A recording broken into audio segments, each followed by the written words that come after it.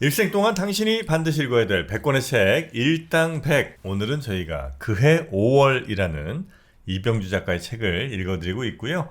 일부에서는 이병주 작가 얘기를 잠깐 좀 했었고, 그리고 그 일이 벌어지게 된 그 당시에 뭐 여러 상황들에 대한 이야기, 또 책에 대한 이야기도 조금 전해드렸습니다. 이제 본격적으로 이제 박정희 정권이 이제 시작이 되는 거죠.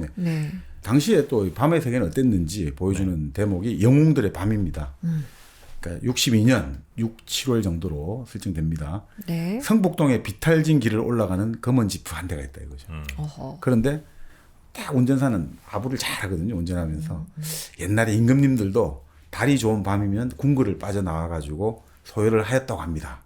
당신 임금이야 뭐 이런 식인 거죠.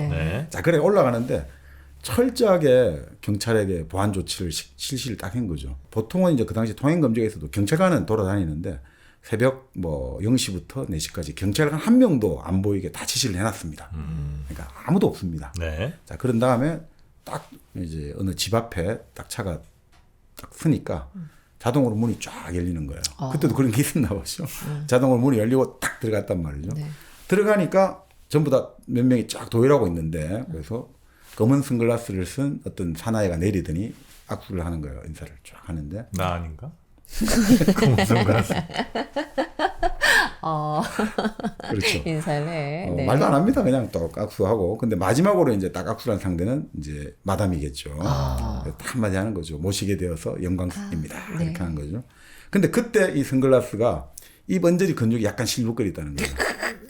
약간 미소를 지었다. 마음에 든다. 자, 그럴 때 누군가의 입에서인지 모르게 안도의 한숨이 나오더라는 거예요. 아이고, 오늘 마음에 드셨구나. 야, 글 잘 썼다. 뭔가 딱 그려지면서, 그죠?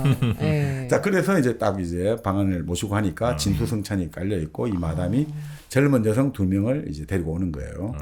자, 그런 다음에 이제 이야기를 하는 거죠. 요즘 정세가 어떻고 각하는 이렇게 열심히 하시는데 너희들은 뭐 하는 거야? 뭐 다 이런 이야기 하는 거죠.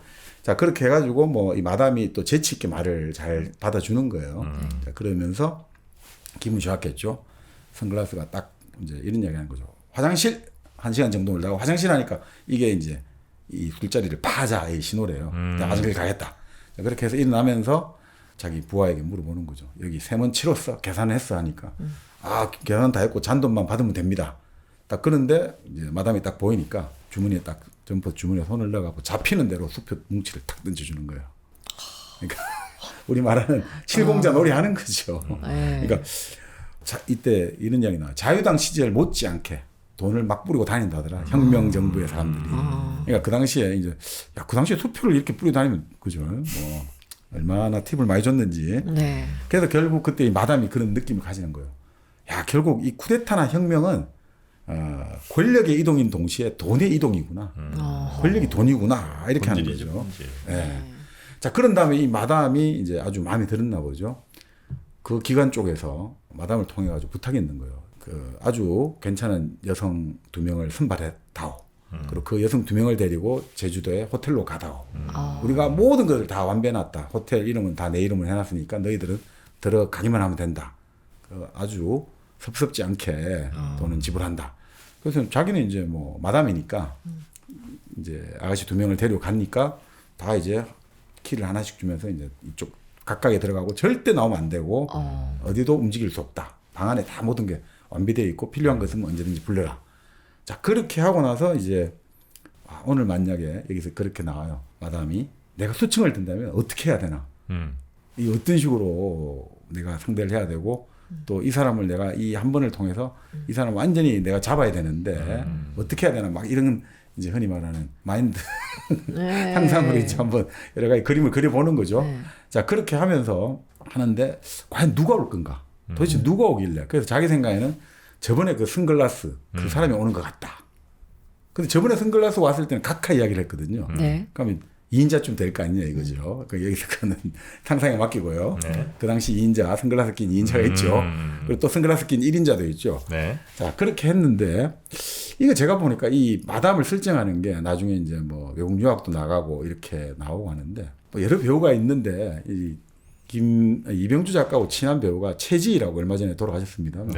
경남 하동 출신의 영화 배우가 있어요. 근데 이제 이분이 그 경남여고를 나오고 나중에 미국에서 대학 그 학사 학위도 받고 미국인하고 결혼했나 그랬죠. 네. 근데 다시 또 나중에 이제 모종의 그 김영옥 실종 사건 때 여러 가지 언급이 많이 되기도 합니다. 네. 그러니까 그런 여러 가지 것들하고 좀 막 버무린 것 같아요. 그 당시 권력의 어떤 심장부와 교류를 할 수 있었던 그 당시는 탤런트나 여배우들이 권력자들이 이제 이런 강압적으로 부르기도 하고 이렇게 교류가 많았던 시절이잖아요. 네. 그래서 이제 그런 것들이 쭉 나와요. 자, 그러면서 그런 생각을 하는 거죠. 결국 권력을 잡고 싶다는 것. 권력의 지향은 주지육림의 지향 아닌가. 주지용님. 그죠. 권력을 잡고 싶다는 거는 내 마음대로 유흥을 즐기고 싶다. 이거 아니었나 이런 생각하는 거죠. 그러면서 이제 그 나중에 나오는데 이때 이 마담은 여기서 이제 아주 뭐 여러 가지 충격을 받았는지 뭔지 해가지고 외국으로 나가는 걸로 설정됩니다. 네. 외국을 나갔다가 다시 돌아와가지고 이주필과 이제 하나의 어떤 정신적 교감을 하는 사이가 되고 그러면서 큰 요정을 차리게 됩니다. 이 마담이 다시 또 큰 요정을 차려가지고 정말 뭐 정계 재계의 실력자들을 어떻게 보면 요리하는 그런 큰 손이 되는 거죠. 그래서 이주필은 또 이주필대로 그렇게 또 만나고 이런 식으로 이제 설정이 되고 있습니다. 그러니까 그 당시 이제 영웅들의 밤, 뭐 영웅이라고 하면 그런 게 되었다 이거죠. 그러니까 이런 식의 참 그게 아주 많았죠. 네. 그러니까 그때 뭐 그런 요정들이 많이 생겼고 요정 정치라고 합니다 그때. 그러니까 제가 뭐 우스갯소리로 당시에 공화당이나 이런 데 근무했던 분들 이야기를 들어보니까 한 달에 받는 돈이 월급의 10배를 받기도 했다는 이야기를 들었어요. 요정에서요? 아니 뭐 요정은 아니고 여러 명목으로 오는 의원들마다 좀 챙겨줘가지고 용돈 주고 이러니까 받으면 뭐 그런 적도 있었다라고 합니다. 일반화될 수는 없는 거고요. 그런 이야기를 하더라고요. 자, 그래서 1년 만에 집을 샀다. 그래서 그런 이야기를 하시더라고요. 서울시가 1년 만에 집을 샀다. 넌 도대체 뭐하냐 그런 이야기들이죠. 당신들은 불쌍하다. 뭐 이런 이야기를 하더라고요. 자, 그런데 아까 말씀드린 장도영을 처음에 의장으로 세웠다가 실각을 시켰잖아요. 네. 그 다음에 다시 송요찬이라는 박정희 의장의 동기를 내각 수반으로 세웠거든요. 근데 그 사람도 결국은 한 1년 정도 하다가 또 실각을 시키게 되는 거죠. 그러니까 항상 이런 것 같아요. 당신이 필요합니다. 당신이 같이 우리 나라와 민족을 위해서 좋은 일 합시다. 그런 다음에 어느 순간에 이제 목적을 달성하면 또 버려버리는 거죠. 그게 이제 기본 계속 나오는 거죠. 네. 자, 그런데 이제 조스가 그런 송요찬이라든지 이런 나름 초기에 혁명 세력의 그쪽 말로 혁명 주체 세력의 내부 깊숙이 있었던 사람들하고 인터뷰하는 게 나오거든요. 그 인터뷰 보면 그런 이야기가 나오죠. 왜 당신들은 외교 협상을 외교부라든지 아니면 그 국가 최고의 회의의 어떤 외교 담당이 안 하고 중앙정보부장이 하느냐. 당시 김종필 중앙정보부장이 그 외교 협상을 하고 했거든요. 근데 이거는 되게 위험하지 않냐 이거죠. 왜냐하면 외교 루트를 통해서 뭐라고 할까 뭐 밝게 좀 공개적으로 이렇게 교섭하지 않고 그렇죠. 공식적인 루트가 있어요. 그렇죠. 측근이 등장해 버리면 이건 뭔가 다른 목적이 있다는 거거든요. 그 대일 결국 그 수교 한자면서 청구권 돈의 문제잖아요. 근데 측근이 한다는 거는 그 돈을 둘러싼 다른 뭔가가 있다는 거가 되거든요. 그리고 가장 중요한 게 비선이 등장하잖아요. 비선이 등장하는 순간 왜 위험하냐면 비선이 등장하면 책임 소재를 못 물어요. 비선이 예를 들어 이런 뭔가 그 컨설팅을 해주잖아요. 조언을. 그게 잘 된다 하지만 못 될 때는 아무도 책임을 못 지거든요. 그러면 비선이 자꾸 등장하면 공적 기구가 마비가 돼버려요. 아무도 일을 안 하거든요. 그러면 그 조직이 망가지거든요. 그래서 비선이 거기서 비선이 나오는 순간 그러면 망한 거예요, 사실은. 그러니까 위험한 거거든요. 그러니까 여기서도 마찬가지인 거죠. 왜 중앙정보부장은 비선 중에 비선인데 왜 이 사람이 자꾸 공개적으로 행동을 하느냐. 이런 것들을 이제 계속 제안을 하는 거죠. 제시를 하고. 그래서 아주 비판적으로 나옵니다. IQ가 높고 교양이 없는 사람들은 구제불능에 빠진다. 당시 이제 그 쿠데타 주도 세력들이 이랬다는 거죠. 교양이 없다 이거죠. IQ는 높은데. 네. 그러니까 스스로의 논리에 잡아간다는 거죠. 이 봐봐. 난 논리 좋지. 그리고 그러면서 학자라든지 언론인을 무시하고. 그러면 정치가 타락하거든요. 네네네. 그러니까 그런 이야기합니다. 언론의 역할이 뭐냐. 한마디로 네 하는 일 내가 보고 있다. 이걸 보여주는 거거든요. 네가 지금 까불고 있어도 우리 다 보고 있다. 이거를 주는 게 언론이거든요. 네. 그러니까 일본에서는 그 역할을 누가 했냐면 야쿠자 두목들이 한단 말이죠.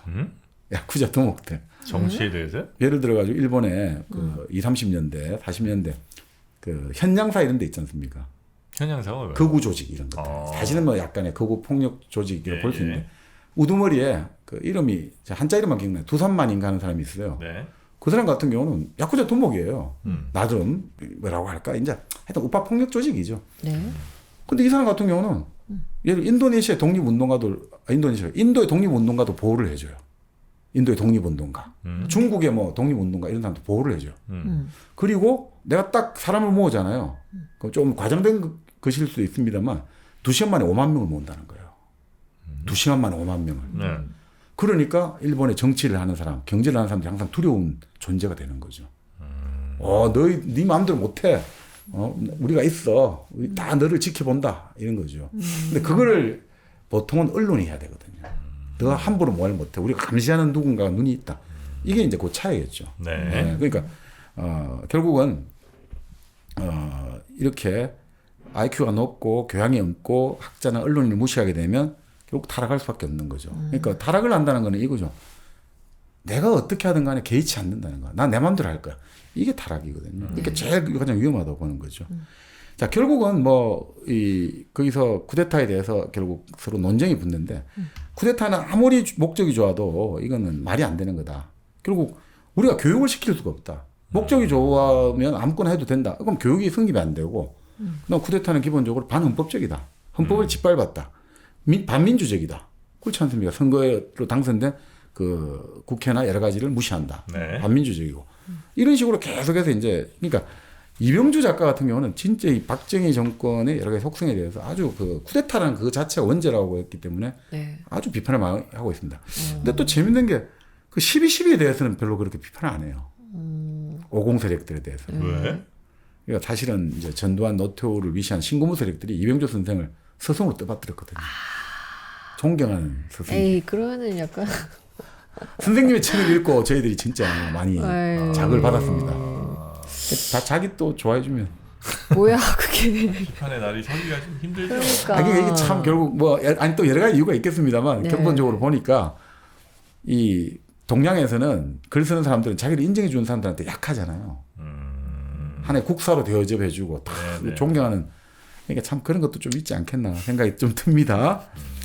그래서 링컨 이야기를 하는 거예요. 쿠데타에 대해 가지고 링컨의 이야기까지 합니다.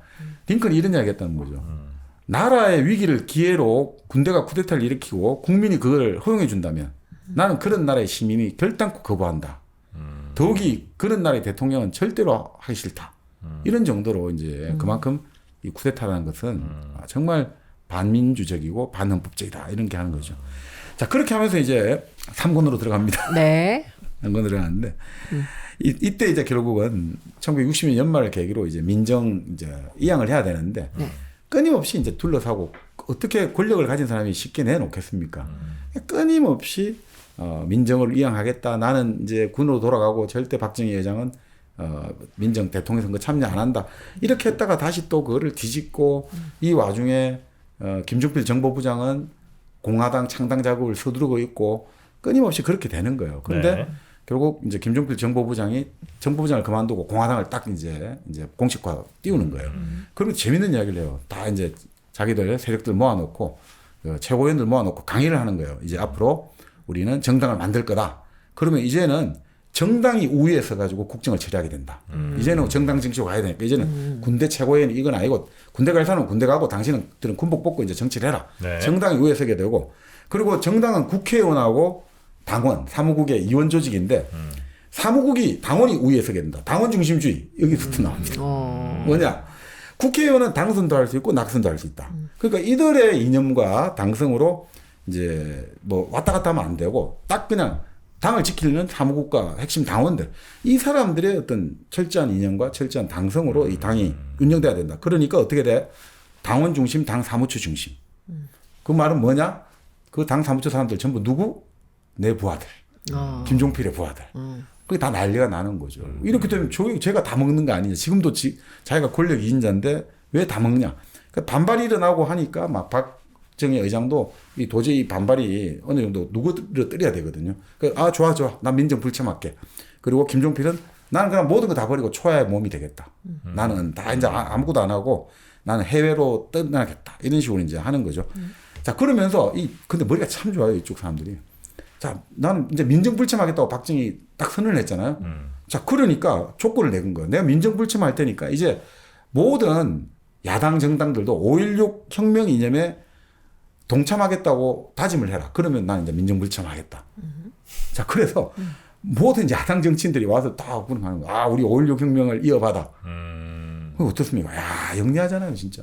그러니까 어떤 사람들에게 5.16 비판 못하게 다 깔아버렸잖아요. 네. 일단 선언했잖아요. 우리가 이제 5.16을 그 좋은 정신을 구학을 일수하고. 자, 그런 다음에 어떻게 이제 딱 하고 나서 이제 정치적으로 이제 그 자기들의 계획을 집행하기 시작합니다. 네. 자, 박정희는 민정불참하겠다 딱 했단 말이죠. 네. 다른 정치인들이 이거 안 됩니다. 각하 출마하셔야 됩니다. 각하가 없으시면 우리 민족을 누가 이끌어 가십니까? 이렇게 설설 이제 애들 불러는 띄워요. 그런 다음에 갑자기 3월 11일 날 박정희 회장 암살 음모 사건이 터지기 시작해요. 박정희 회장을 암살하려는 사건이 터져요. 네. 그 주모자는 바로 그 전두환의 부인 이순자의 삼촌이었던 이규광. 김동아 최고위원, 김종필의 적수였거든요. 근데 가만히 보니까 전부 함경도 출신이에요. 함경도 출신. 그래서 당시에는 이것을 알래스카 숙청 작전이라고 불렀어요. 함경도를 알래스카라고 부르거든요. 평안도는 텍사스, 전라도는 하와이, 경상도는 플로리다. 아, 그래요? 그래서 그 제가 들은 이야기는 그게 뭐 전라도 하와이가 경멸한 표현이 아니라 미군들이 들어와가지고 암호명으로 지역을 뭡니까 어머를 먹이잖아요. 네. 그럴 때 이제 함경도는 저쪽에 있으니까 알래스카. 평안도는 텍사스. 경상도는 플로리다. 그다음에 전라도는 하와이 뭐 이런 식으로 했다고 해요. 그래서 이제 하여튼 이래서 이 사람들을 이제 함경도 세력을 제거한다는 거죠. 함경도 세력들이 기본적으로 강하고 다이렉트로 하니까 이게 부담스럽다 이거죠. 그래서 이 박정희 회장 암살 음모 사건, 근데 나중에 다 사형 선고 받고 하는데 다 풀어줘요. 뭐가 뭔지 사형 선고를 내는데 다 풀어줘요. 이렇게 하고 자 그렇게 하면서 그러면 내가 민정을 불참하는 대신에 군정을 4년 더 연장하려고 한다. 그 국민 투표에 붙이겠다. 이렇게 또 나오는 거예요. 끊임없이 계속 이런 식으로 하고 저런 식으로 했다가 또 국민이 반대하고 미국이 반대하고 하니까 미국이 난리가 난 거죠. 아니 민정에 가겠다고 해놓고 그 민정으로 한다 해놓고 4년을 다 한다? 한국으로 가는 미국의 잉여 농산물 실은 배를 다 스톱시키고 다 미국 항구로 다시 돌아오라고 하는 거예요. 주지마 된 거예요. 네. 만약에 민정으로 이양하지 않으면 우리 안 해줘. 원조 안 해줘. 이렇게 된 거죠. 자, 그렇게 하는데 결국 그래서 민정 이양 이렇게 하겠다는 하지만 결국 그런 것들은 의미가 없죠. 이제 스케줄은 밝히는데 자, 결국 어떻든 해가 결국 박정희가 후보가 됩니다. 공화당의 후보가 되고 야당 후보들은 이제 결국 계속해서 서로 이제 밀고 당기고 하다 분열로 돼요. 윤보선 대통령은 내가 이제 후보가 되겠다. 허정 후보는 내가 하겠다. 뭐 이렇게 하면서 서로 이게 막 그 야당끼리 항상 그 분열대가 강목 전당대가 일어나고 그래서 여러 후보가 나오게 됩니다. 그러니까 결국 여기서 이미 이제 박정희 후보가 유리한 게 드러났고 또 문제는 이 색깔론을 제기한 거예요, 여기서. 윤보선 후보 측에서. 그 박정희는 여순 사건과 관련된 일종의 빨갱이다. 이렇게 하니까 이념적으로 예전에 빨갱이 레드 컴플렉스 젖어 있던 전라도 경상도 사람 표가 쫙 박정희한테 가는 거예요. 우리하고 같네. 그리고 박정희가 그때 이제 연자제 폐지하겠다 이런 또 딱히 절대 지켜지지 못할 공약이지만 이렇게 하고 그러니까 이걸 안 먹혀드니까 막 간첩 황태성 이 박정희 형의 친구였던 황태성이 간첩으로 내려왔다 이런 거였는데 안 먹히는 거예요. 예. 오히려 더 사람들이 동정심만 안겨주는 거죠. 그러기에다가 또 윤보선 후보 측 연설원이 결정적인 실수를 하는 거죠. 본래 대구와 부산에 빨갱이가 많아요. 이렇게 버린 거예요. 대구와 부산은 본래 빨갱이들이 덕실덕실해요. 이러니까 또 완전히 또 확 꺾여버린 거예요. 근데 그럼에도 불구하고 15만 표 차이였다는 거죠. 15만 표 차이밖에 안 납니다. 15만 표요? 네. 근데 1선에는 그런 이야기도 있습니다. 그 저격수가 대기하고 있었다는 이야기도 있어요. 누구를? 윤을 제가 저격수가 대기를 했다라는 이야기도 있습니다. 네. 어떻게든 어떻게든. 네. 자, 그러니까 이제 결국 그런 이야기를 하는 거죠. 이 외국 언론인 조스는 박정희는 반드시 당선돼야 된다. 왜냐? 당선되어서 실패를 해야 된다. 그래야 쿠데타의 악순환을 방지할 수 있다. 쿠데타를 해서 권력 잡은 사람은 실패를 해야 되는 걸 보여줘야지 쿠데타는 다시는 안 일어난다. 농담식으로 이제 했던 거죠. 자, 이렇게 이제 근데 문제는 근소한 표차로 정권을 잡았잖아요. 네. 그렇게 쿠데타를 내가 2년간 무소불위의 권력을 휘두르고 온갖 돈과 다 만들었지만 15만 표 차이밖에 안 났지 않습니까? 네. 그러니까 결국 이런 정권은 무리를 하지 않고 지탱할 수가 없는 거예요. 사실 근소한 표 차이로 정권을 잡으면 그걸 인정해 줘야 되는데 아니야 나는 한 표 차이로 이기면 내가 다 할 거야. 이렇게 하면 무리를 할 수밖에 없거든요. 그래서 그게 악순환이 돼가지고 강경책이 필요하고 끊임없이 강경. 그러면 결국 고생길에 접어든다는 거죠. 진짜 이게 몇십 년 전이고 60년 전이나 지금 다 비슷해요. 항상 보면 어떤 정권이나 보면 이런 참 궤적이 비슷하게 그리게 됩니다. 그래서 참 이거 보면 이런 어떤 인사이더들 권력에 들어가 있는 플레이어들은 그러니까 그런 걸 생각할 수가 없겠죠. 왜냐하면 이 사람들은 그냥 자기 운명을 살아가는 거예요. 내가 여기서 국회의원을 하면 그냥 살아가는 거고 내가 뒤에 비선실세 되면 비선실세 살아가는 거고 이렇게 살아가는 거고 그러니까 아웃사이더들은 그처럼 열일이 살 수가 없잖아요. 그러니까 그냥 우리는 감상할 뿐이죠. 인사이더들이 들어가서 열심히 뛰고 자기 운명대로 치고받고 싸움하는 거를 우리는 그냥 감상하는 거예요. 그래서 사실 어떤 비극도 아름답게 볼 수 있는 거죠. 사실은 아웃사이더는. 왜냐하면 승리의 기쁨이 없는 대신 패배의 아픔도 없거든요. 가늘고 길게. 아웃사이더들. 이병주는 바로 그래서 나는 아웃사이더란 거죠. 그래서 어떤 비극도 아름답게 쓸 수가 있고 승리자들이 뭐 요걸 약간 풀이를 현대식으로 하면 자 승리자들이 강남 다이닝바에서 돈 페리뇽으로 축배를 마실 때 우리 아웃사이더는 편의점 파라솔에서 막걸리 마시면 된다 이거예요. 그러니까 우리는 그래서 그냥 하나의 어떤 냉정하게 바라보면 된다 이거죠. 그러니까 근데 들어간 사람들은 절대로 그 자기 운명을 벗어날 수가 없죠. 죽자 살자 뛰는 수밖에 없죠. 어느 쪽이 더 낫겠어요? 솔직히 편의점에서 막걸리 아니면 솔직히 그런 권력 한번 맛보고 싶은 막걸리. 그런 욕심은 있는데 그래. 그거는 이제 상상의 영역이고 제 현실은 막걸리니까 그래도 한번 들어가면 좋겠다는 생각은 하는군요. 너무 궁금해요. 근데 이제 예를 들어 들어가서 막걸리 파티 들어가서 저 돈페리뇽 파티도 할 수 있지만 네. 틀어지면 어디 깜빵으로 갈 수도 있고. 그렇죠. 항상 그런 게 이제 그게 이제 이거죠. 운명을 살아야 되니까 항상 네. 교도소 담장이를 걸어갈 수밖에 없죠. 짧고 굵게 사는 것도 뭐 나쁘지 않은 것 같아요. 짧고 굵게 문제만은 아니에요. 이게 네. 가능성의 문제. 무조건 난 한 번은 성공해, 한 번은 실패할 거야. 이러면 차라리 난데 성공할지 안 할지 몰라. 그건 조금 모릅니다. 네. 그래도 한번 가볼래요? 가볼래요, 그래도. 그래. 네. 용감하네. 용감하게 한번 근데 이거는 지금 말만 하는 거고 실제로 그렇게 못하죠. 근데 여기 그렇게 이제 잠깐 쓰고 있어요. 그런데 아웃사이드가 셈이 많은 사람 있잖아요. 좀 뭔가 시기, 질투. 이런 사람이 아웃사이드가 되면 소외감 때문에 견딜 수가 없다는 거죠. 맞잖아요. 나도 저렇게 하고 싶은데. 그러면 아웃사이드가 되면 안 된다는 거예요. 그리고 소외감이 너무 심해지고. 그러니까 아웃사이드가 되려면 그 소외의 쾌감을 느껴야 되는 거죠. 내가 더 양주 마시다가 이제 맥주 마시다 막걸리 마시고 영락해 가는데 더 오히려 노스텔지를 느껴야 되는 거예요. 향수를 느껴야 되는 거예요. 그런 사람들은 아웃사이드가 될 자격이 있는 거죠. 그 영락 자체를 즐겨야 되는 거죠. 그 대표적인 사람이 이제 귀천을 썼던 천상병 작가죠. 천상병 시인 같은 경우는 본래 서울대 상대를 나왔고 그 김현옥 부산시장에 공부 특보도 했거든요. 근데 이분이 어느 순간에 쫙 다 모든 걸 내려놓은 거예요. 어차피 인생이란 건 패배 아니냐. 어차피 죽을 텐데 뭘 그렇게 그 할 것 뭐 있냐. 그리고 내가 완전히 천하에 우주에 남는 무슨 명문을 쓰고 그러지 않을 바에는 내 삶을 그냥 이렇게 하나에 그거로 나는 하고 살 것이다. 거기에 대해서 다른 사람들이 야, 너 인생 이렇게 살지 말고 너 그 아까운 재질을 왜 쓰기냐. 그런 터무니없는 소리 좀 하지 마라. 나는 그냥 사람들한테 1,000원만 내가 막걸리 1,000원 받아가 막걸리 한 잔 먹고 그냥 살면 기분 좋다. 뭐 이렇게 살아가는 수도 있는 거죠. 그런 것 같습니다. 그러니까. 네.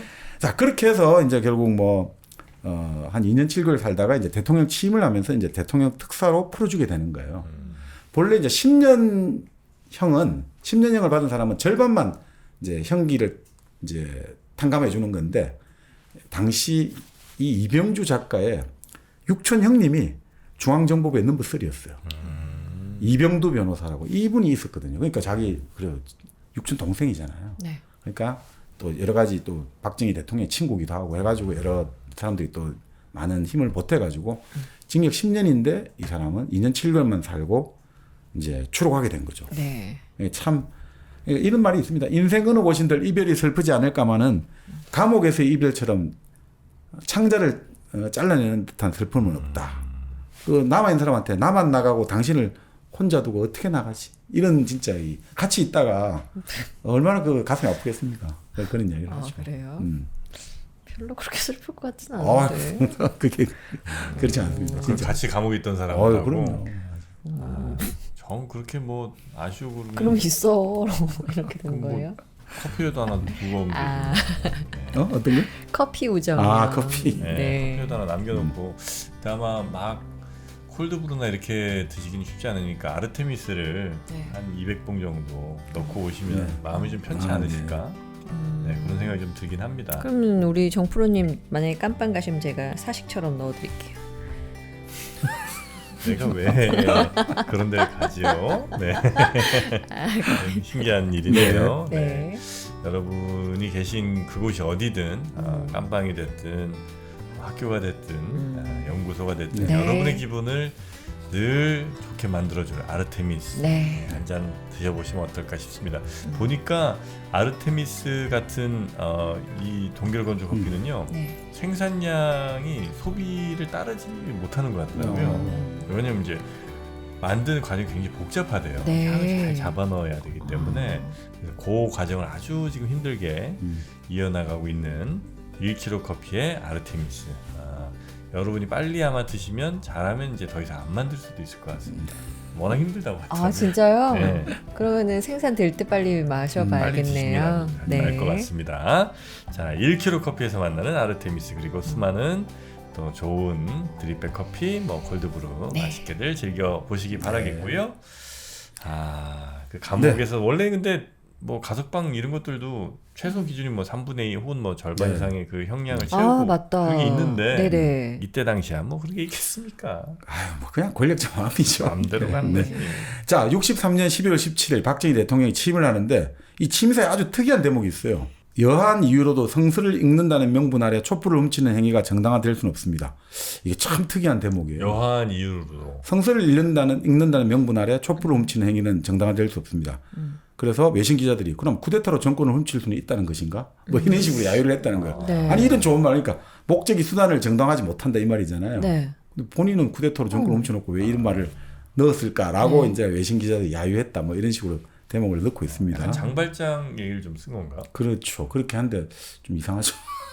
안 맞네요. 앞뒤가 네, 안 맞잖아요. 네. 자, 그렇게 해서 이제 이주필이 풀려나가지고 네. 취임식 날 풀려나서 다음 날부터 이제 그 같이 감옥에 들어갔던 그 이제 유족들 집을 방문합니다. 근데 가니까 뭐 참 절절한 사연들밖에 없는 네, 거죠. 네, 네. 그 어떤 이제 어머니는 자기 아들이 감옥에 들어갔는데 할아버지도 독립운동한다고 평생 시아버지 뒷바라지. 아이고야. 그리고 아들도 또 남편도 독립운동하고 한다고 하다가 이렇게 되고 아들도 이렇게 해가지고 되니까 뭐 3대째 자기가 지금 이렇게 옥바라지를 하고 있으니 너무 그 정상이 안 됐더라 이런 이야기를 하는 거죠.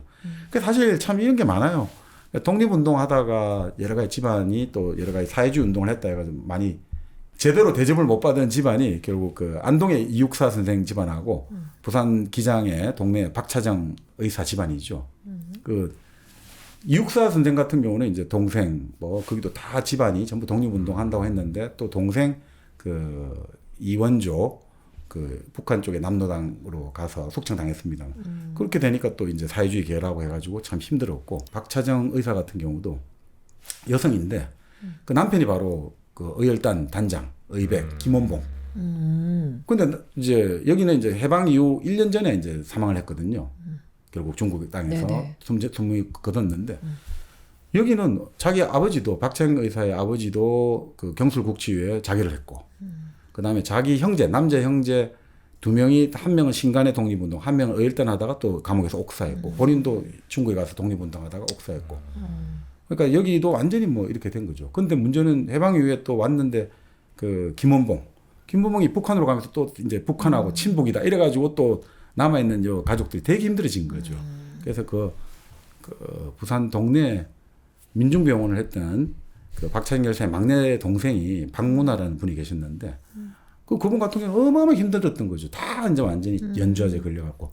근데 그분이 이제 그래도 의료 기술 배워가지고 의료 조수해가지고 의사 자격증 합격해가지고 군의관을 하면서 이제 연좌제 좀 조용해졌는데 그 아드님이 이제 연대대를 다니다가 또 방학 때 내려와갖고 해수욕을 하다가 송도 해수욕장에서 익사를 해버린 거예요. 아이고야. 진짜 독립운동한 집안인데 너무나 안타깝죠. 그래서 그분도 술로 이제 세월 보내다가 60이 안 돼서가 돌아가셨죠. 독립운동을 3대 할아버지, 그죠? 이렇게 했는데 참 안 되는 그런 것도 있죠. 지금 근데 부산금정구에 박차정 의사 동상이 서 있는데 장총을 딱 들고 있어요. 장총. 동상이 있어요. 예, 아주 멋있습니다. 장총 딱 들고 있어요. 그래, 이런 참. 분들 우리가 기억해 줘야 돼. 네. 그 총은 누구를 향한 아니 이렇게 딱 들고 있습니다. 이렇게. 장총을 들고. 누구를 쏘실까? 하여튼 뭐 그런 이제 참 독립운동하고 이렇게 하다가 이렇게 많은 참 네. 괴로운 겪는 분들이 많았죠. 그래서 결국 여기서 이걸 딱 이제 여러 가지 좀 이렇게 위로를 해주고 나서 이주필은 서울로 가기로 합니다. 그래서 실제 이병주 선생이 서울로 이제 서울살이로 완전히 생활의 어떤 본거지를 바꿔버립니다. 네. 자 그러면서 이런 생각하는 거죠. 마포에 아파트를 하나 구해가지고 나는 이제부터 박정희 정권에 대해서 케이스 바이 케이스로 평가하겠다. 진영 논리가 아니라 다 논리로 따져보겠다. 근데 이것도 아주 위험한 일이에요. 왜냐하면 대중들은 어떻게 생각하냐면 지금 현재 이건 잘한다라고 말하잖아요. 이건 잘하네. 이렇게 해버리면 이 사람의 과거까지 지지하는 걸로 대중들은 생각해요. 네. 그렇게 인상에 비치거든요. 아무리 우리가 케이스 바이 케이스로 사안별로 하지만 대중은 그렇게 친절하지 않거든요. 그렇죠. 이 사람 이거 진짜 한 거 보니까 이거 완전 이쪽 편이네. 옛날에 뭐 했고 이런 거 몰라요. 대중은 그렇게 아주 친절하고 사려 깊지 못하기 때문에 무조건 지금 이거 지지하니까 이 사람은 옛날에 이거 다 지지한다 이렇게 보거든요. 그래서 사실 한 가지를 들어 박정희를 칭찬하면 10가지 모두를 칭찬한 것처럼 받아들이니까 당신이 그러면 시사평론 이런 거 하지 말아야 된 거야. 소설을 쓰라고 된 거야. 당신이 아무리 좀 사안별로 한다 하지만 그러면 당신 박정희 지지자가 된다. 그러니까 소설을 써봐라 이거죠. 사업을 하면 어떻겠습니까? 발자크도 글 쓰다가 사업을 하려고 했는데 글 쓰던 사람이 사업을 하면 10중 8구 실패한다. 왜냐? 사업은 그것 아니고는 할 수 없는 사람, 그것 아니고는 아무것도 할 수 없는 사람이 담배 들어도 될까 말까다 이거죠. 근데 그런 사람은 딱 사업을 하면서 분열이 된다 이거죠. 유체이탈을 한다는 거죠. 돈을 벌겠다고 애쓰는 자기 자신을 바라보는 또 다른 자신이 생겨난다는 거죠. 아이고, 네가 참 돈 벌겠다고 냉소적으로. 예. 그러니까 이러면 안 된다 이거죠. 그러니까 책을 읽고 인생의 무언가를 알게 된 사람은 사업을 못 한다고 이병주 작가는 단언하고 있습니다. 네. 그러면 물론 빽이나 줄이 있으면 뭐 그렇게 되긴 하겠죠. 근데 더 아이러니한 게 책을 읽고 인생이 무엇인지 알게 된 사람 사업을 못 한다고 했잖아요. 사실 이병주 선생은 사업을 했어요. 요즘 지금 시행사를 했어요. 그 책에도 나오는데 네. 누가 도와줬냐면 당시 김현옥 서울시장이 도와줬어요. 그럼 뭐 그럼 잘 됐겠네요. 김현옥 서울시장이 왜 도와줬냐? 이 이병주 작가가 진주의 농림에서 학생들을 가르칠 때 이 사람은 돈이 없어갖고 일종의 학교 소사를 했거든요. 근데 이병주 선생이 아주 똑똑하고 열심히 한다고 아주 친절하게 잘 가르쳐줬거든요. 그걸 자기의 스승으로 생각하고 딱 이병주 선생이 서울에 올라오면서 완전히 책임을 져준 거죠. 그래서 나중에 엄청나게 사업을 해가지고 이영희 교수가 이병주 작가하고 교분이 있어가지고 술을 한 잔 마시고 이병주 작가의 지하 벙커가 있어요. 아지트. 노량진이었나 이쪽에 딱 만들어놨는데 가보면 정말 카페트가 깔려 있고 고급 완전히 책장에다가 책이 다 깔려 있는데 어떤 책이 있냐니까 쫙 책을 보여주는데 니른베르크 재판 회의록 있지 않습니까? 니른베르크 전범 재판 회의록 그 100권짜리가 다 있더라는 거예요. 대한민국에 이런 걸 가진 사람이 있더라는 거예요. 왜냐? 난 앞으로 박정희 정권을 쓸 거라고. 이 니른베르크 전범 재판. 그래서 이런 기록들을 다 모아놓고 있다. 그러니까 깜짝 놀랐다는 거죠. 이런 정도를 살 수 있는 외세를 살 수 있는 경제력과 그리고 그 당시 사업이 잘 돼가지고 책도 잘 팔렸습니다만 볼보 자동차 운전기사 몰고 다니고 최고급 꼬냑을 마시고 그리고 항상 최고급 양복을 입고 그리고 항상 하루의 시작은 오후 한 4시에 지금도 있어요. 무교동 그쪽 광화문에 가면 신성이라는 일식집 아직도 있는데 그런 일식집 이런 데서 딱 시작하는 거죠. 그러면 문단의 사람들이 우르르 옆에 있는 거죠. 그럼 같이 이야기하고 또 술값 다 내고 밥값 다 내고 그렇게 하고 이제 1차로 이제 이런 바에 갔다가 뭐 갔다 이렇게 잘 하루 한 8시간씩 다 유흥을 즐기고 하루 8시 유행이지. 좋다. 그리고 집에 와서 수학 문제를 풀고 수학 문제를 열심히 풀었어요. 글을 쓰는 사람은 글을 쓰는 언어 논리의 최고봉은 수학이다. 그래서 수학 문제를 풀어야 된다. 그렇게 했죠. 대단한 분이긴 하네 진짜. 그렇게 했죠. 네. 자 그렇게 좀 하여튼 웃깁니다. 자 그렇게 해서 결국 이제 이런 거죠. 결국 돈벌이를 하냐 뭘 하냐 여러 가지 길이 있는데 이제 영국 언론인 조스가 이 한마디 해줍니다. 당신은 절대 정치 같은 거 하면 안 된다. 왜냐하면 권력이라는 걸 분석하면 정치는 진짜 할 일이 못 된다. 권력을 한번 잘 분석해 보면. 그러니까 정치는 어떤 사람이 해야 되느냐. 달리 할 일을 가진 사람이 해서는 안 되는 일이다. 할 일이 있는 사람. 아인슈타인이 정치를 하겠냐. 베토벤이 정치를 하겠냐. 톨토에 가겠냐. 그래서 링컨이 했던 말이 있다. 모든 일에 좌절한 사람한테 두 가지 길이 있다. 모든 데 실패한 사람한테. 하나는 정치, 다른 하나는 교육이다. 이 참 링컨의 말인데 의미가 있는 것 같습니다. 모든 것에 실패한 사람이 갈 수 있는 딱 두 가지 길이 있는데 하나는 정치, 하나는 교육이다. 그렇지. 그래도 그렇게 실패를 해봐야 아이들한테 가르쳐줄 것도 훨씬 더 있을 수도 있고. 그렇죠. 그다음에 또 그렇게 실패를 해봐야 실패한 수많은 사람들의 아픔을 보듬을 수 있는 정치를 또 할 수도 있는 거니까. 결국 이게 천하위공이잖아요. 천하라는 것은 공이다라고 그 선문이 좋아했는데 그러니까 모든 것에 실패를 해봐야지 이 세상이 내 것이 아니라는 걸 알게 되잖아요. 그럴 때 정치를 할 수 있고 교육을 할 수 있겠죠. 이 세상이 내 것이 아니라는 걸 아는 사람이야말로 정치를 할 수 있고 교육을 할 수 있다. 그러니까 승승장구한 사람들이 한국 사회에 지금 법칙이 있잖아요. 네. 한 분자 일가를 이룬 사람은 무조건 방송에 나오려고 그러고 또 무조건 여의도를 그 방송을 바탕으로 인지도를 바탕으로 여의도를 가려고 한다. 네. 이게 참 이거에 따른 위험한 거 아니냐 싶습니다. 정반대네 진짜. 예. 네. 그래서 다 실패한 사람 정치인으로 만들자니 그것도 쉽진 않은 것 같긴 한데. 네, 네. 여튼. 네. 자 그렇게 해서 이제 64년 이제 그 여러 가지 한일 교섭을 둘러싸고 6.3 사태가 일어나고 네. 계엄령이 선포되고 서울에 군부대가 들어오고 이 와중에 이병주는 그 소설 알렉산드리아로 이제 데뷔를 하게 됩니다. 네. 소설 알렉산드리아. 근데 이 내용도 사실은 상당히 그때 이제 기관에서는 주목했다는 거죠. 이거 지금 정권 비판하는 건데 교묘하게 복수하고 이런 알렉산드리아도 아주 재밌습니다. 이것도 한번 보시면 재밌는데. 네. 하여튼 그렇게 하는데 그때 이제 인민혁명당 사건이 발표됩니다. 인혁당 사건. 제1차 인혁당 사건입니다.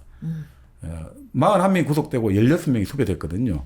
이때 이제 등장한 사람들이 김금수, 도혜종, 박연채, 김정강, 뭐 김중태. 뭐 근데 이분들이 뭐 제가 왜 이를 말씀드리냐면 나중에 여기서 거꾸로 간 사람들도 한 몇 분 되고 또 이제 뭐 나중에 또 우리 사회에 뭐 노사정의 위원장도 하시고 다 또 그런 분들도 많이 계시고. 네. 자, 이 와중에 네. 이제 기소를 했지 않습니까? 기소를 해야 되지 않습니까? 이제 먼저. 그런데 당시 서울지검 공안부의 이용훈 부장검사하고 그 검사들이 아무리 들여다봐도 이건 기소를 못하겠다. 불기소를 해버리겠다는 거예요. 난리가 난 거죠. 아니 이 검사들이 미쳤나. 지금이 때가 어느 때인데 당장 이제 검찰 고위층에서 기소해라. 우리는 기소 못합니다. 이거 사표를 내버렸어요. 3명이. 그래서 결국은 그 위에서는 숙직 검사에게 기소를 시켰다는 거예요.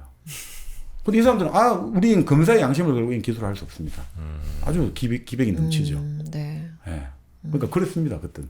그때만 아무것도 하더라도. 없을 것 같아도. 네. 네. 근데 물론 이게 10년 후에 결국 제2차 인혁당 사건이 일어나고 75년에 8명이 사형 집행됩니다. 근데 그 제2차 인혁당 사건 사형 집행자들은 전부 다 재심에서 무죄를 다 선고받습니다. 네, 그렇습니다. 자, 근데 결국 이런 거죠. 이병주 입장에서는 징역 10년을 받다가 풀려났으니까 사람들이 좀 자기를 꺼리는 것 같다 이거죠. 사람들이 그 심리 있잖아요. 아유, 뭔가 그래도 이유가 있으니까 뭘 받았겠지. 항상 우리가 피해자들이 아픈 건 그런 거잖아요. 네가 뭔가 잘못이 있으니까 뭔가 피해를 입었겠지. 네가 뭔가 잘못한 게 있으니까 맞았겠지. 이런 게 참 힘든 거죠. 그래서 이제 이병주 작가가 그 책에도 좀 보여주는 그런 어떤 여러 가지 사회적 약자에 대한 어떤 관심이 본인의 이런 것에서 출발하는 거 아닌가 이런 생각도 좀 들긴 합니다. 근데 자기 책을 내고 나서 소설을 내고 나서 어떤 여성에게 전화가 와가지고 만나자 해서 만났는데 네. 그날부터 마음이 잘 맞는 거예요. 아주 세련된 여성이. 네. 그래서 그 여성을 만나고 있는데 얼마 뒤에 검은 양복 사나이가 나타나더니 앞으로 그 여자와 접촉하지 마라라고 경고를 하고 가요. 앞으로 그 여자와 그 여자가 접촉하지 마라. 누구길래요?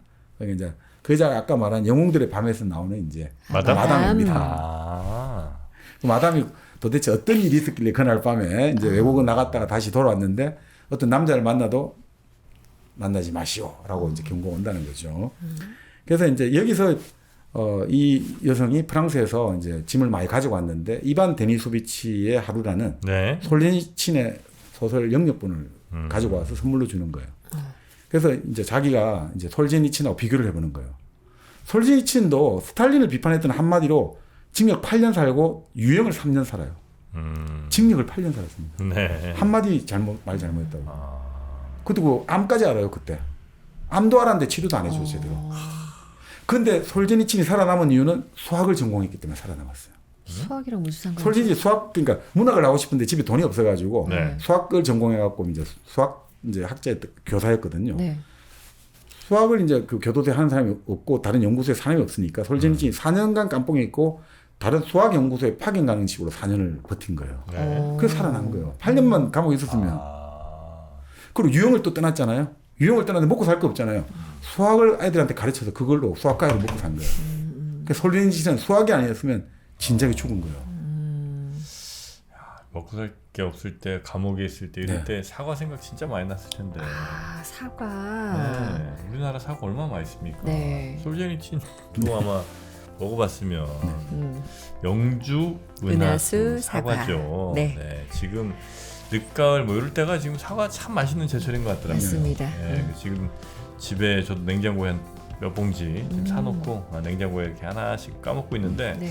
사과는 확실히 보관성이 좋아요. 네네. 네, 그래서 사과 같은 경우는 사놓고 그냥 한두 달까지는 그냥 먹을 수 있는 것 같더라고요. 네. 네, 여러분도 네. 미리미리 많이 좀 사놓으시고 네. 냉장고에 넣어두시고 맛있게 드시면 되겠습니다. 네. 그게 영 불편하시면 뭐 사과즙을 드시면 또 되는 거니까. 네. 혹은 영 출출하다 싶을 땐 또 소고기 있고요. 와. 홍삼 또 홍삼. 있잖아요. 네. 네. 자, 많이들 드시고 건강하게. 네. 건강이 최고입니다. 네. 네. 건강하게 또 맛있게 지내시기 바라겠습니다. 네. 이거 모두 다 은하수몰 음. 에서 만나실 수 있습니다. 네. 네이버에서 한글로 그냥 은하수몰 이렇게 검색하시면 바로 나오니까요. 가격이 참 합리적이죠? 네. 네. 거기 들어가 보시면 되겠습니다. 자, 이사마가 이 이반 데니소비치의 하루를 읽고 솔제니친에 관한 여러 가지 자료를 접하고 나서 너무 충격을 받은 거예요. 감옥에서 사마친의 사기를 읽고 나도 이렇게 한번 해보겠다라고 각오를 했습니다만 또 솔제니친은 좀 더 가까운 동시대 사람이잖아요. 그래서 이런 생각을 하는 거죠.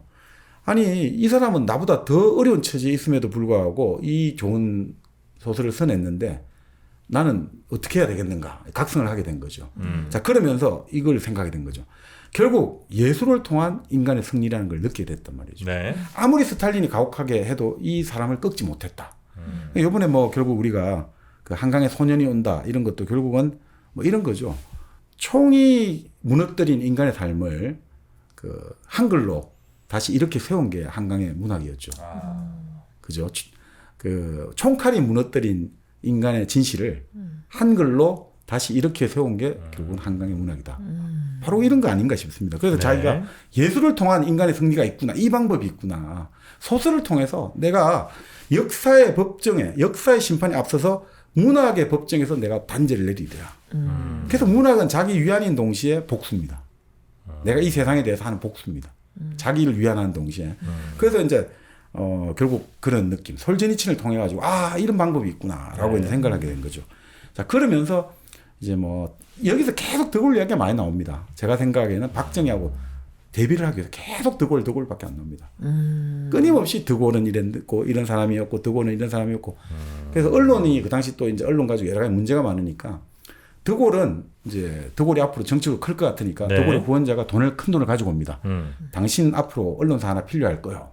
자, 이런 언론사 하나 차리라고 돈을 대줍니다.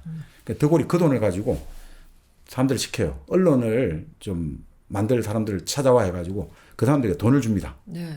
경영권, 편집권, 나는 일체 간섭 안 할 테니까 좋은 신문 한번 만들어봐. 어허. 그래서 만들어진 신문이 지금 프랑스 최고의 권위지. 르몽드? 르몽드가 그래서 만들어. 어허. 근데 르몽드를 만들어지자마자 어떻습니까? 드골 까기 시작하거든요. 그러니까 드골 후원자들이 난리가 난 거죠. 아니 이런 나쁜 놈들이 드골이 준 돈 가지고 드골을 까고 있어. 그래서 막 날 달려가서 난리를 치는 거죠. 네. 그러니까 드골 보고 이거 어떻게 된 겁니까 하니까 드골이 진짜 멋있는 말이에요. 나는 프랑스를 위해서 좋은 신문을 만들려고 했지 나를 위해서 신문을 만들려고 말한 적이 없다네. 그러니까 이렇게 드골은 멋지다 이거죠. 근데 네. 우리의 미스터 박은 뭐냐 이런 식으로 비판을 많이 하고 있습니다. 제가 이게 내용이 좀 많으니까 지금 3권까지 끝냈거든요. 네. 그래서 4권에 아주 재밌는 부분 이야기만 하고 네. 그 다음에는 여러분들 이야기를 직접 또 읽으시면 되니까. 네, 그렇게 하시죠. 자, 어떻게 되냐면 이제 1964년 이제 겨울이 되었습니다. 그 1964년 그 겨울은 뭐 그런 소설도 있죠. 서울 1964년 겨울. 네. 김승옥의 소설. 포장마차에서 우연히 네, 모르는 네, 사람들이 네, 만나갖고 네, 네. 어디 여관에 갔는데 한 명이 다음날 자살을 했고 근데 우리 모른 척하자 빨리 다 도망치자 네. 이런 걸로 끝나죠. 이 서울이 그만큼 이제 인명성의 사회가 되었다 이런 건데 네. 이 1964년 겨울은 제가 어느 그 기사를 읽어보니까 이게 어마어마한 이 크리스마스가 광란의 크리스마스였다는 거예요. 이 크리스마스가 해방 이후 최대의 크리스마스 베이비를 잉태한 날이었다는 왜요? 그런 이야기를 들었던 것 같습니다. 64년? 예, 64년 크리스마스. 왜? 그 65년 그 이후에 이제 통계 달 나온 아이들 통계 있잖아요. 보면 아, 애들도 많고. 그런 이야기가 있더라고요. 네. 하여튼 뭐 그런 이야기 있는데 뭐 꼭 크리스마스 때문인지 모르겠어. 하여튼 그때쯤에서 많이 임신들이 좀 네, 됐다. 그렇죠. 네. 자, 근데 일본 유학 시절에 친구가 찾아왔어요. 이제 이병주 작가도 일본에서 학교를 다녔으니까 한 거의 뭐 20년이 지나서 그 친구를 만나게 된 거죠. 네. 그런데 이 사람이 자기 동생이 일본에서 다카키 데이를 지키는 모임의 회원이라고 말을 해줘요. 다카키 데이를 지키는 다카키 모임. 데이가 뭐예요? 박정희 일본식 대통령의 이름? 일본식 이름이 고목정우 다카키 마사오죠. 네. 그래서 일본에 그런 모임이 있다는 이건 소설에 나오는 겁니다. 이건 역사의 네. 진실은 잘 모르겠고 일본 사람은 본래 누구를 지키는 모임을 많이 한다는 거예요. 그래요? 누구를 지키는 모임, 누구를 돕는 모임. 그러니까 사람들이 어떤 센티멘탈 감상을 자극하든지 아니면 우리끼리 모이자 섹트 파당을 만드는 걸 좋아하는데 네. 그 만드는 중심인물은 반드시 무슨 의도가 있겠죠, 그죠? 그런 걸 통해서 회원들의 뭔가 마음을 자극해가지고 그걸 이용해 먹는 거겠죠. 자, 그런데 왜 박정희를 지키는 모임을 만들었느냐? 네. 박정희는 일본 최고의 사무라이라는 거예요. 왜냐하면 전쟁에 패전하면서 일본 사무라이가 다 전멸했는데 일본의 마지막 사무라이가 한국에 존재한다니 일본인으로서 너무나 귀중한 존재예요. 그 다음에 일본 육사가 배출한 2명의 권력자가 있다. 일본 육사가 배출한 2명의 최고 권력자. 네? 한 명이 한국의 박정희고 한 명은 중국의 장개석이다. 근데 장개석은 제가 알기로 일본 육사 안 나왔어요. 그러니까 일본에 하사관 비슷하게 어디 갔는데 그걸 일본 육사 나왔다. 뭐 이렇게 뭐 그런 이야기도 있습니다. 그래서 이건 좀 이슬인데 어쨌든 그 말하기 좋아하는 일본 사람들은 일본 육사가 낳은 2명의 최고 권력자 박정희와 장개석 뭐 이런 이야기를 하는 거죠. 우리 육사 출신들이 지금 중국과 한국에 뭐 네. 이렇게 얘기를 이제 하는 거네 일본 사람들. 그리고 결국 이걸 통해서 우리가 한국에 결국 그걸 경제를 많이 도와주고 하면 한국을 장악하는 건 결국 우리 일본 아니냐 이거죠. 한국의 시장을 장악해버리면. 근데 우리가 이걸 대놓고 박정희를 지지하는 모임하면 당연히 난리 날 거 아니에요. 그래서 우리가 다카키 정도로 하자. 대외적으로는 비밀로 하자. 이렇게 했다는 거죠. 네. 그래서 뭐 그런 이제 친구하고 만나서 이런저런 이야기를 하다가 당시 가장 큰 이슈가 월남 파병 문제였거든요. 그래서 당시 여기서는 그렇게 나옵니다. 이 이사마가 부산의 국제신문에 서울 주재 막 약간 사원으로 있으면서 일종의 고문 비슷하면서 한 번씩 칼럼을 쓰는 정도로 그렇게 있었는데 월남 파병 문제에 그 당시 국제신문 사장이 제가 찾아보니까 이때 서정기 사장인데 박정희 대통령의 대구사분 동창이 아주 실력자였어요. 호남정리 사장했는데 네. 이 S 사장이 자기에게 불러가지고 자 월남 파병 문제 우리 이주필이 멋진 명문 한번 써보라고 명사서를 왜 월남을 파병해야 되는지 그러니까 자기가 도저히 이건 자 양심상 쓸 수가 없는 거예요. 도대체 왜 월남에 당신 이 사람은 월남이 차지하는 여러 가지 위치를 알고 있었다 이거죠. 이건 단순히 공산주의와 민주주의 싸움이 아니라 민족 해방과 제국주의의 측면도 있기 때문에 이걸 우리 젊은이들을 보낸다는 건 자기는 찬성할 수 없다는 입장이었거든요. 그래서 이때 이분이 좋아하는 이야기를 해요. 이분이 좋아하는 성서의 구절이 이런 건데 나무를 심어야 할 때가 있고 뽑아버려야 할 때가 있다. 기쁠 때가 있고 슬플 때가 있다. 간직해야 할 때도 있고 포기해야 할 때가 있다. 이제 나는 신문사에 사표를 내고 완전히 떠나야겠다라는 식으로 해서 신문사하고 이제 빠이빠이를 하는 거죠. 이제 완전히 빠이빠이를 합니다. 그래서 베트남 파병 관련해서 이제 나는 내 나름의 양심을 지키기 위해서 빠이빠이를 하고 그리고 이제 자기 친구죠. 여자친구 그 이제 요리집을 차려갖고 그러니까 이제 일종의 참 묘한 모양새가 되는 거죠. 고급 요정의 여사장과 룸펜. 룸펜이잖아요. 네, 실집 실업자니까. 자, 그러면서 이렇게 하루하루를 보내고 있는데 그 일본 친구에게서 야, 아주 희한한 일본에 좀 괴짝 한 명 있는데 현양사 아까 말한 일본의 우파 단체죠. 현양사 계열의 노구치 다케시라는 사람이 한국에 들어가는데 너를 꼭 만나고 싶어 한다. 한번 좀 만나주면 어떻겠니? 라는 편지가 온단 말이죠. 그래서 그 노구치하고 만나가지고 토론을 하는 거예요. 이제 한일 교섭을 둘러싸고 어떻게 생각하느냐. 그러니까 이 노구치는 극우단체에 속한 야쿠자죠, 사실은. 네. 근데 자기는 이렇게 본다 이거죠. 이 한일 교섭의 결과로 몇몇만 졸부가 만들어질 것이고 한국은 일본의 경제 식민지로 종속될 가능성이 난 높다고 본다. 이런 또 이야기를 쭉 하는 거죠. 그래서 뭐 이제 결국 이 한일 교섭을 하는 정치인들의 수준이 너무 지금 한국이 어리다. 뭐 이러면서 이야기를 많이 하고 네. 자기 이제 현장사는 뭐냐? 우리는 아시아를 위한 아시아의 단합, 대동아 공영권 뭐 이런 이야기를 좀 하는 거예요. 그러면서 아까 제가 말씀드린 게 바로 이제 두산만이죠. 도야마 미스루 현장사. 그런 사람들은 뭐냐? 2시간 전에 예고를 하면 5만 명을 모을 수 있다. 2시간 만에. 네. 그래서 일본 정부나 일본 정계나 일본 재계가 이 사람을 함부로 못한다 이거죠. 함부로 못하는 사람. 네. 그러니까 결국 이런 일본 같은 사람들, 일본 같은 사회, 뭔가 권력자들이 도의, 양심, 명분 두려워하지 않고 또 법이라는 거, 아유, 우리가 만들면 그만이지. 이런 데서는 이런 좀 폭력배, 두목 같은 사람도 필요하다.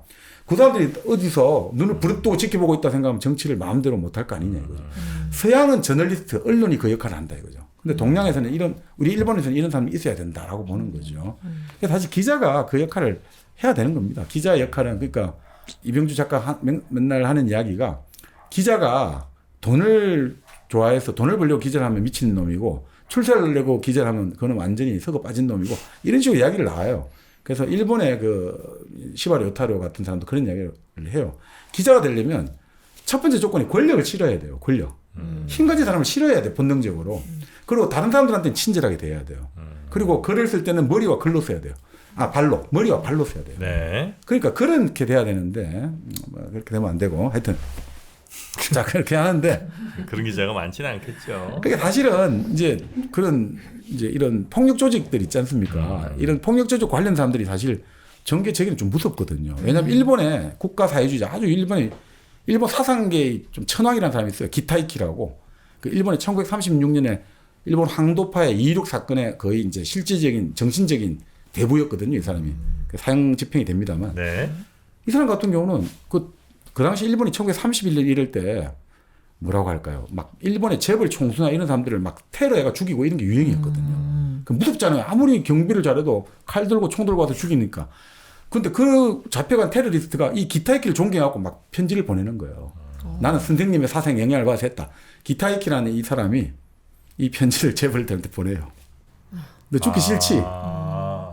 기타이키한테 재벌들이 요즘 지금 한 달에 몇 억씩 갖다 줘요. 생활비 쓰라고. 기타이키는 한여만 3명 거느려요. 집에. 그 재주택에서. 그러니까 또 그렇게 해서 또 희한해. 그러니까 그런 거. 기타이키 나중에 한번 다룰 일이 있으면 정말 재밌는데. 한 1200페이지짜리 책이 있는데. 그래요? 정말 재밌습니다. 근데 이 사람도 재밌는 사람이 하여튼. 그러니까 그런 식으로 이 재벌과 관료들을 또 이렇게 협박해서 먹고 사는 사람들이 있어요. 이 세상은 넓어가지고 정말 별 기기묘면 우리나라도 뭐 그런 사람 많잖아요 요즘. 네. 그런 사람들이 많습니다. 그러니까 참 일본 그러니까 역사는 돌고 돕니다 하여튼. 네. 자 그렇게 했는데 문제는 그 현장사 이 사람이 가고 나서 갑자기 정부 중앙부 쪽 기관원이 와가지고 이 사람을 끌고 가요. 이주필을 이 사람을. 당신 지금 그 사람 누군지 알아? 간첩이야라는 식으로 이제 하는 거예요. 왜 신고를 안 했냐고. 그래서 그 사람하고 대화 내용 빠짐없이 다 진술서 쓰라 된 거예요. 근데 자기가 아무리 해도 자기 양심상 난 못하겠다 됐거든요. 그리고 난 술을 그때 너무 많이 마셔서 기억이 안 난다. 그러니까 이쪽에서 당신 지금 우리를 우습게 보고만 우리가 녹음 다 해놨어 하면서 녹음 테이프를 들려줘요. 뭐야. 도청 장치를. 네, 우리가 예전에 그 기억나시죠? 2007년 미림팀의 엑스파일 사건. 네. 삼성 엑스파일 사건 있잖아요. MBC 이상호 기자가 그때 그 보도를 했잖아요. 네. 그 당시 홍석현 그 중앙일보 회장하고 그 삼성의 이학수 부회장 사이에 그 고급 그 음식점에서 나눈 대화를 그 안기부의 미림팀이죠. 그쪽이 도청한 걸 가지고 그게 흘러나와가지고 그걸 가지고 흥정하다가 됐는데 사실 이때부터 계속 그 술집, 음식점 이런 데서 다 협조를 받아가지고 녹음을 다 했다는 거예요. 네. 그래서 다 했던 거죠. 이런 식으로. 이래가지고 딱 들리는데 기금을 하는 거죠. 그렇지만 네. 모든 내용은 다 녹음을 못했고 그리고 어느 순간부터 보니까 자기는 그냥 술을 많이 취해가지고 자기는 말을 거의 안 했다는 거예요. 그래서 결국 48시간 동안 이틀 동안 시달린 다음에 이제 석방이 됐다 이렇게 나와요. 네. 그러니까 참 이때 좀 무시무시한 사이였어요. 근데 여기서 이제 석방대가 나오니까 또 난리가 났던 거죠. 당시 또 이제 분지 필화 사건이 일어나거든요. 분지라는 소설이 있어요. 네. 남정에 대한 작가가 있거든요. 충청도 출신의 서산 출신의 남정현 작가 아주 진짜 보고 있으면 너무너무 약하게 생기셨어요. 진짜 이 몸집이 너무너무 약해요. 그리고 진짜 사고도 너무 많이 당해요. 뭐 맨날 다치고. 근데 8까지 하셨어요. 근데 하여튼 참 특이한데. 근데 이 작가분이 분지란 소설을 썼어요. 분지는 뭐냐? 똥분자. 땅지자. 똥구덩이라는 거예요. 그 소설도 재밌습니다. 약간 좀 홍길동의 후손이 뭐 이제 나와가지고 나오는 이야기인데 하여튼 재미있습니다. 근데 네. 문제는 그 소설이 좋았는데 몇 달 뒤에 북한 노동당 기간제 실리거든요. 아하. 난리가 난 거죠. 그래서 바로 이제 잡혀가게 된 거죠. 그러니까 뭐 어떻게 되겠습니까? 이게 뭐 사람들이 좀 난리가 났죠. 이게 어떻게 이 사람 이게 되면 감옥에서 이 사람 못 버틴다. 그렇게 해가지고 결국 이제 풀려나고 했습니다만 참 그런 이제 소설가들 그 사건이 벌어졌고 네. 또 이제 그 이병주 작가 늦게 문단에 나와가지고 그렇게 교류가 많지는 않았습니다만 네. 이제 김종삼 시인 이런 분들 그러니까 최태형 소설가 이런 분들이 뭐냐면 좀 뭐라고 할까 세상과 한 발짝 떨어진 분들이죠. 세상에 부귀 영화에 관심 없고 그냥 하나의 막걸리 마시고 뭐 어떻게 보면 그렇게 사는 것들. 예. 그래서 여기서 천상병 시인하고 교본도 나와요. 그러니까 자기가 좀 주제 넘게 어떻게 보면 자기는 너무 안타까워서 말을 했다 이거죠. 천군 그러면 되겠느냐. 그렇게 자꾸 쇠주만 마시고 돌아다니면 어떻게 하겠냐 이러니까 아 내가 돌발 가지고 있습니까? 뭐 어차피 인생에 패배할 게 예정돼 있는데 그냥 어줍잖은 내가 소설 나부랭이 시 나부랭이 쓰느니 소주나 마시고 파라코처럼 돌아다니다가 난 객산할 것입니다. 이렇게 했던 거죠. 근데 이 사람이 사실 나중에 뭐 또 이야기 나옵니다만 김춘투 시인의 제자였거든요. 같은 마산고등학교. 그 마산고등학교 가면 지금도 스승과 제자의 같이 시가 들어야지 시비가 있어요. 한국에 그런 거 없잖아요. 사제가 들어있는 시비가 같이 있어요. 네네. 그래서 참 김춘수가 아꼈던 게 그 천상병 시인이 그 시를 썼단 말이죠. 어느 날 자기가 집에 있다가 답답해갖고 밖을 나가니까 그때 중학교 때인가 고등학교 1학년 때인가 그 상류 행렬이 지나가더라는 거예요. 그걸 보니까 마음이 여러 가지 일이 들어가서 시를 하나 썼거든요. 오늘 저 강물이 흘러 바다로 가는 것은 오늘 내가 울었기 때문만은 아니다. 이런 이야기를 해요. 강물이 흘러 바다로 가는 것은 내가 울었기 때문만은 아니다. 야, 이런 시를 쓰니까 김춘두 시인이 너무 놀란 거죠. 그래서 김춘두 시인이 자기 첫 시집에 그는 탁 글을 써줘요. 천상병에게. 모든 것이 그러하듯 내가 그것에 닿아야만 내 것이 될 수 있다. 이런 시기를 딱 써주죠. 모든 것이 그러하듯 내가 그것에 닿아야만 내 것이 될 수가 있다. 네네. 이런 시를 했는데 뭐 결국 이러다가 나중에 참 동백님 사건 때 이제 끌려가서 고문 당해가지고 난리가 났고 이랬습니다. 어떻든 그러니까 이렇게 뭐 이렇게 사람들하고 어울리는 게 편하다니까 그 주변에 지인들이 한마디 하는 거죠. 룸펜은 끼리끼리 모여야 마음이 편한 건 맞다. 룸펜은 룸펜끼리 모여야. 그렇지만 그렇게 영락의 향수는 시는 쓸 수 있지만 역사는 쓰지 못한다. 너가 역사를 쓰려면 그렇게 룸펜의 정서만 갖고 있어서는 절대 될 수 없다. 이런 이야기를 하죠. 네. 자, 그러면서 뭐 이제 한일회담과 관련해서 여러 가지 이야기 이런 걸 하다가 결국 재밌는 나중에 사건은 지나간 거죠? 예, 그게 이제 그게 하나 있는 게 어떻게 됐냐면 재밌는 사건 하나만 하고 끝내겠습니다. 네, 재밌는. 아니 아까 뭐 하신다고 그랬던 것 같은데. 재밌는 사건이 여기서 이제 책에서 나오는데 뭐 친한지 아닌지 모르겠고 뭐 실제 그런 일이 있다기도 하는데 네. 정확히 모르겠습니다만 여기 책에서 나온 이야기만 하겠습니다. 예. 갑자기 이제 이렇게 해서 여러 가지 아픈 마음을 달래고 있는데 이병주 작가가. 이병주 작가 여기서 예. 이제 이병주 작가는 아니죠. 여기서는 이사마. 이제 이사마가 달려고 있는데 네. 일본에서 편지 한 통이 날라와요. 일본에서 편지 한 통이 날라왔고 아저씨 생면 부지에 제가 편지를 보내서 당황스러우리라 생각됩니다. 혹시 예전에 하숙하실 때 하숙집에 누구누구를 아시나요? 저는 그분의 아들입니다. 그리고 저는 지금 그 의과대학을 다니고 있는데 어머니가 지금 이제 위독하십니다. 근데 아저씨가 한번 와주실 수 없겠습니까? 이렇게 된 거예요. 오, 네. 근데 계산을 딱 해보니까 자기의 아들 같다는 거예요. 자기 아들 같은데 그 사람이 자기 몰래 애를 낳아가지고 이제 의사로 키웠다는 거죠. 하숙집 아주머니랑 아주머니가 하숙집 딸. 이렇게 딸이랑. 나와요. 여기 소설에서. 그래서 이게 가야 되는데 너무 미안하고 죄스럽고 가야 되는데 문제는 여기는 요시찰자잖아요. 여권이 안 나오는 거예요. 아무리 형이 중앙정보부 차장을 하고 뭐 나는 새로 떨어뜨리는데도 안 주는 거죠. 그래서 형한테 가서 때를 쓰고 뭐 온갖 수단을 다해도 잘필 여권이 안 나오는데 다시 편지가 온 거죠. 어머니 돌아가셨다. 이렇게 나와요. 근데 그걸 가지고 그런 것들이 좀 나옵니다. 뭐 근데 그건 뭐 소설적인 장치로 우리가 생각하시면 될 것 같습니다. 로맨스는 좀 있었겠습니다만 소설적 장치로 우리가 생각하면 될 것 같고요. 네. 그래서 그럴 때 이제 마음이 깝깝해서 이제 남산에 올라가니까 그 남산에 한 할아버지가 자네 같은 사람 너무 많다네. 막 그냥 뭔가 울분에 차 있는데 올라와가지고 탁 남산에서 서울 하늘을 바라보는 사람들이 많다네. 아유 다 그냥 다 틀어버리게. 삼국지 그 수많은 영웅들의 길고 긴 사연도 딱 두 줄로 요약할 수 있다네. 뭐냐? 1호 탁주 희상봉 고금다소사 도부소담중. 이게 임강선이라는 제목의 시거든요. 장강을 내려다보는 신선이다 이런 뜻인데 이거죠. 1호 탁주 한 병, 호라는 것은 항아리 호자니까 탁주 한 병 막걸리를 놓고 희상봉 서로 얼굴 마주하니까 기쁘다 이거죠. 고금다소사 옛날과 지금의 많고 적은 일들을 도부소담중 웃으면서 이야기 나누면서 모두 다 붙여버리네. 그러니까 그 삼국지의 수많은 영웅들 다 어디 가고 사라졌나? 저 강물 흘러가는데 그 장강을 바라보게 저 동쪽으로 걸어가면서 물불에 물거품처럼 다 영웅들이 한테 뛰어났다가 다 사라진다네. 옳고 그르고 성공과 실패 다 돌고 돈다. 다 돌고 돌고 다 나중에 빈다. 자 푸른 산이 저렇게 우뚝하게 있지만 석양에 비춰가지고 붉었던 것 몇 차례나 되었던 거 항상 산이 아무리 푸르도 또 해가 지면 붉었대고 항상 돌고 돈다네. 네. 자 우리 백발의 어부와 나무꾼들 이 강가에 올라가지고 가을달 봄바람을 보고 있구나.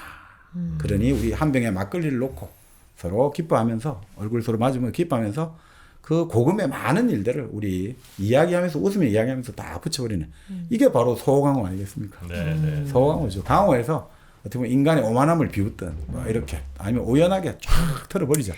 이게 이제 결국 또 이 삭막한 봄을 털어가는 방법이고 삭막한 계절을 이기는 방법이다. 네. 저희도 편의점 앞에서 탁주 한 사발 해요. 아 그럴까요? 네. 장수 막걸리 한잔 하면서 네. 네. 한번 웃어버리면 그게 행복이야. 네. 네. 자 여러분도 네.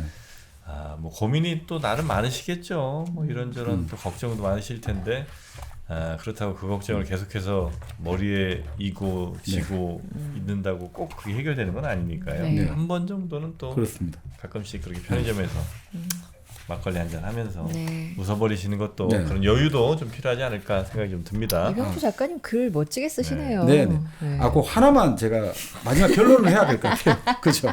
결론하고 가시는 네. 네. 이 마지막 부에 보면 박정희 평가가 나오거든요. 요거는 네, 들려주시면 네, 될 네. 것 같아서 1979년 10월 26일 10월 26일은 안 나오고 10월 27일 아침이 나와요. 아침 10시 신문사 기자에게 전화가 걸려왔다. 장장 18년의 드라마가 박을 내린 것이다. 그렇게 나오면서 박정희 평가에 대한 게 나와요. 생존 경쟁의 시각에서 보면 승리자다 이거죠. 생존 경쟁과 권력 경쟁의 승리자다. 그에게는 월권이 허용된다. 승리자에게는 범법이고 뭐가 없다. 대중은 박정희를 그렇게 본다.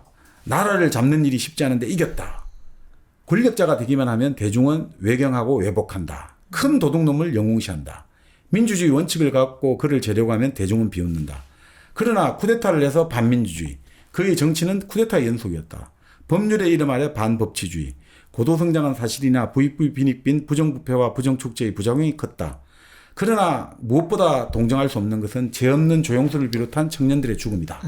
한 나라의 대통령이 될 만한 사람은 내가 대통령이 아니었다면 죽어야 할 사람이 내가 대통령이기 때문에 살아나게 되었다고 감사할 수 있도록 내 치세에선 억울한 사람을 절대로 죽이지 않겠다는 최소한도의 법을 가져야 된다.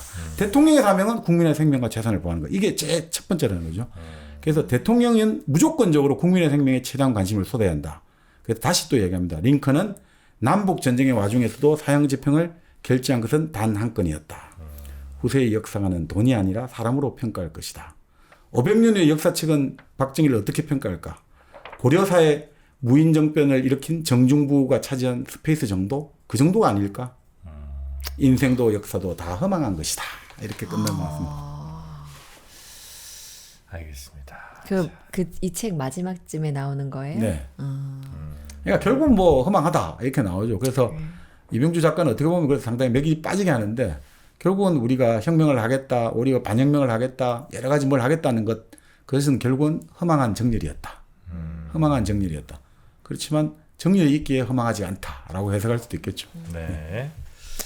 자, 오늘 저희가 그해 네. 5월이란 책 이병주 작가의 네. 소설을 여러분께 전해드렸는데 아마 지금 이제 저희가 말씀드리지 못한 네. 훨씬 더 많은 내용들이 좀 있을 것 같고요. 네. 6권짜리 책이니까 분명 뭐 하루 이틀에 끝날 책은 아닌 것 같고 여러분도 혹시 생각이 있으시면 1권부터 찬찬히 한번 읽어보셔도 좋겠습니다. 뭐 대체로 서점에는 아마 별로 없을 것 같고 예, 있을까요? 그 한길사에서 이병주 이제 선집이죠. 30권짜리를 그게 또 냈는데 따로 나왔어요. 네, 그게 뭐 쭉 순서대로 되어 있습니다. 그게 아주 좋은 책들도 많고 또 최근에도 나남 출판사에서 이병주와 관련된 그 출판되지 않은 소설들과 이런 것들을 계속해서 내고 있거든요.